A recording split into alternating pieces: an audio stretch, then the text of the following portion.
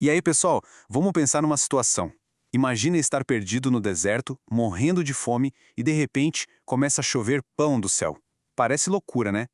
Hoje a gente vai mergulhar fundo nessa história incrível do maná e descobrir que esse alimento todo misterioso era na verdade um recado sobre algo muito, mas muito maior. Bom, e tudo começa com a pergunta que deu nome a essa comida. Em hebraico, maná significa literalmente "que é isto?". Foi exatamente o que o povo de Israel se perguntou quando viu aquilo pela primeira vez. E essa pergunta, o que é isso, vai ser o nosso guia para a gente desvendar o segredo por trás do maná. Para a gente entender o presente, a gente precisa primeiro entender a necessidade, né? A cena lá em Êxodo 16 é de puro desespero. Pensa só, um povo que acabou de sair da escravidão, agora no meio de um deserto gigante, e o que a gente ouve é o barulho da fome e da reclamação contra Deus e Moisés. Chega ao ponto de sentirem falta da comida de quando eram escravos. E é aqui que a gente vê uma coisa impressionante. Ao invés de castigar o povo pela rebeldia, Deus responde com misericórdia. A resposta para a queixa humana não é um raio, mas sim provisão divina. O maná aparece como uma solução que veio do céu para um problema bem real, bem terreno e, olha, bem urgente. Ok, agora vamos para o coração do assunto. Esse maná era muito mais do que só matar a fome. Cada detalhezinho dele era uma ilustração, uma espécie de trailer, sabe? Uma prévia de Jesus Cristo, que é o verdadeiro pão que desceu do céu.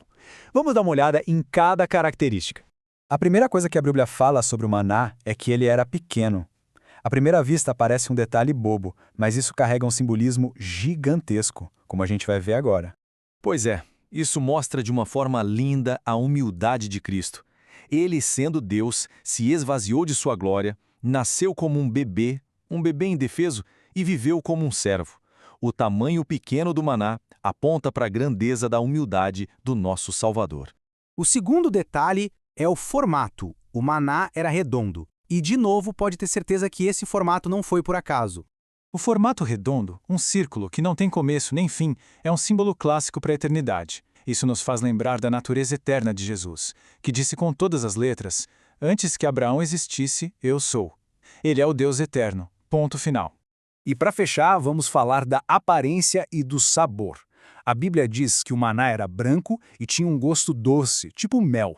E essas duas características completam essa figura profética de um jeito perfeito. A cor branca aponta direto para a pureza, para a santidade, para a vida sem pecado de Cristo. E o sabor doce? O sabor nos lembra da doçura que é a palavra de Deus. Como diz o Salmo, como são doces as tuas palavras ao meu paladar, mais que o mel à minha boca. Olha só, esse slide aqui resume tudo de uma forma que, uau, é impressionante. Vejam só as conexões.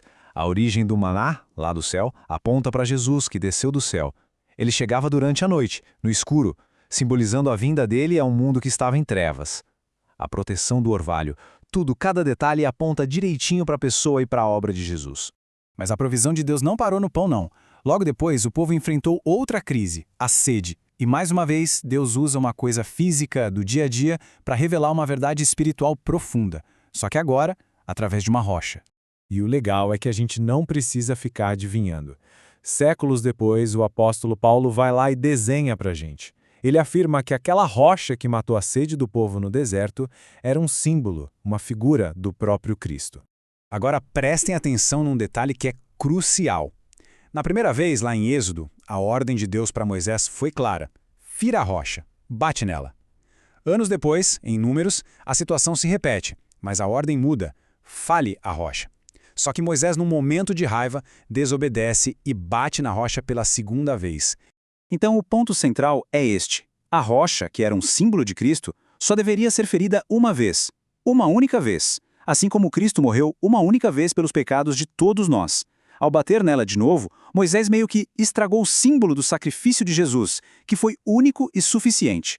E este resumo aqui consolida todo esse simbolismo de forma incrível. A rocha, sendo ferida, representa a morte de Cristo na cruz. A água que jorra dela é uma figura do Espírito Santo que foi derramado sobre nós. E a ordem para não ferir a rocha de novo aponta para a singularidade do sacrifício de Jesus. É uma imagem completa e poderosa da salvação. Certo, muito legal toda essa história, mas e nós? Como isso tudo se aplica hoje? Como é que a gente se alimenta desse pão da vida e bebe dessa água viva? Vamos ver como a própria história do maná nos dá um guia bem prático. O jeito que os israelitas coletavam o maná nos ensina 4 passos que são essenciais para a nossa vida espiritual. Primeiro, perceber a nossa necessidade. Segundo, se humilhar para receber. Terceiro, se apropriar disso de forma pessoal. E quarto, que é crucial, fazer isso todo santo dia. Tudo começa quando a gente reconhece a nossa própria fome. Que nem o filho pródigo que chegou no fundo do poço e disse, eu estou morrendo de fome. E depois, humildade. O maná ficava no chão, era preciso se curvar para pegar. Não dá para receber a provisão de Deus com o nariz empinado, com orgulho. E o passo seguinte é que essa apropriação tem que ser pessoal. Ninguém podia colher maná para o vizinho, e tinha que ser diária. O maná de um dia para o outro estragava. Isso nos ensina que a nossa caminhada com Deus precisa de alimento fresco todo dia de manhã. Não dá para viver da experiência de ontem. E existe um senso de urgência nisso tudo. O maná tinha que ser colhido de manhãzinha, antes que o sol quente o derretesse. E este versículo de Isaías ecoa exatamente esse chamado. Buscar o Senhor agora, no começo do dia, enquanto Ele está por perto. E tudo isso nos leva a uma reflexão final, e bem pessoal mesmo. A pergunta que fica no ar é, será que em alguma área da nossa vida, hoje, a gente não está agindo que nem o povo no deserto? Talvez reclamando do que falta, ou pior, tentando se sustentar com a experiência espiritual que a gente teve ontem, semana passada. E a pergunta continua, será que a gente não está fazendo isso? Em vez de simplesmente nos humilhar, nos curvar e pegar a provisão fresquinha, a graça, a palavra que Cristo, verdadeiro maná, já deixou disponível para a gente hoje de manhã?